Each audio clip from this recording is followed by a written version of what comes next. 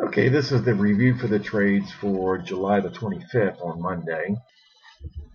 And what we're seeing so far in the morning is from around midnight, progressively making lower lows and lower highs, and the market is trending down. We're spending most of our trading time below the midband, which is just a simple moving average on this chart.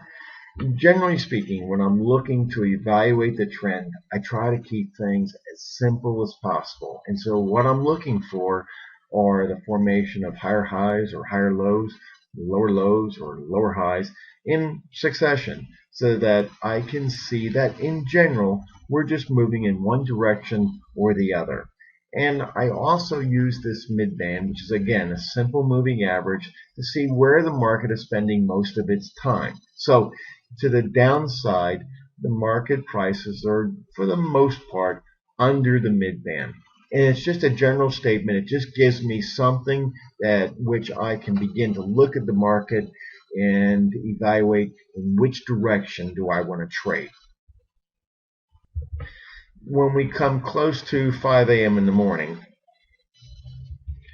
we're starting the trend more to the upside here. We're making a higher high, a higher low.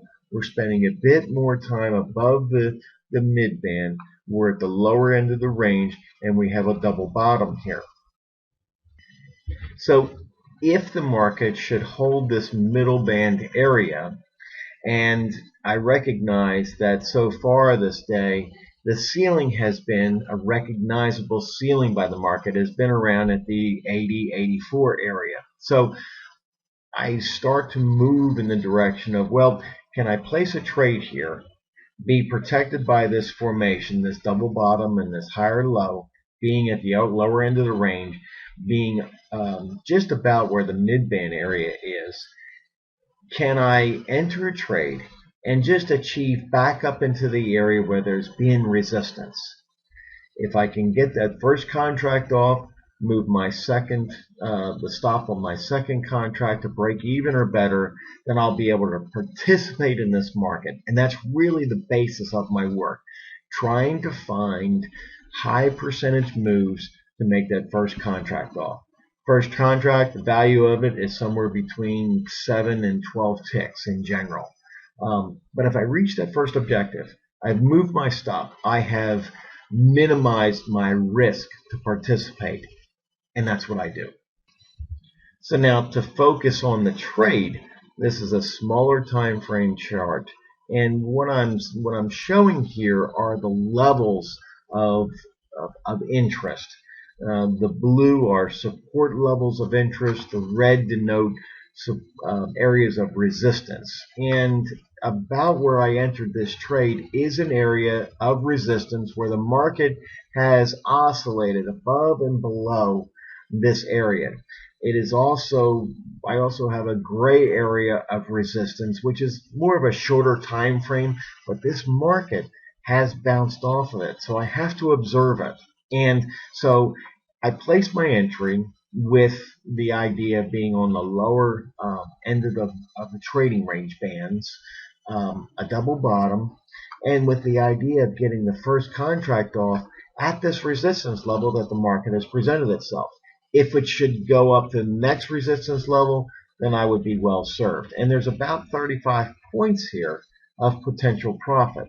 So I entered, I got 10 on the first one, 35 on the second. There's 45 points for the trade, and this happened at about 5:30 this morning, which happened about here. So it's always nice to look at the larger term time frame to see where I participated and where it made sense. And I can always look back on this and say, I had a few things in my favor. As I mentioned, we started to work through the higher end of this range. We recognize this resistance that's in place here. We recognize this resistance that's in place here. I'm at the lower end of the range just to get up to this first one, to get that first contract off. If it doesn't work and it stalls and it oscillates back down, I'll be stopped out at the second at no loss, and I'll make 10 points on the first. But this is a very high percentage move that I have observed, and this is kind of the framework that I create for myself. These are the high percentage moves that I work every day.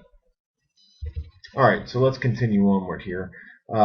Later on in the day, later on in the morning, we're seeing the market fall back into this area of consolidation, and we start to move into a trading range here.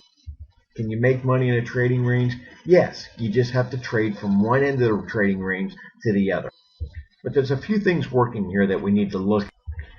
When we make this lower low below this double bottom, that's an indicator. When we make this lower high, that's another one. When we make this lower high, that's an entry. Let's take a look at the smaller time frame chart and see what I'm talking about. It happens right at our resistance area that we've continued to revisit throughout the morning. It presents itself again. At 9 o'clock, I got short at the upper end of the range in an area of resistance in a chart formation that was moving to the downside on the larger term time frame, with the idea of taking the first contract off at the lower end of the trading range. If this continued to be a range in here, I would make my 10 points. If it broke out, then I would be well served. The support level and the target for the trade that I'm looking for is down around 43 1/4. I'll fast forward here a little bit. We made our move. We captured our target. Here was another 45 points. There's 35 points for the move. Another 10 for the first contract. I got 90 points. It's 9:30 Eastern. I'm done for the day.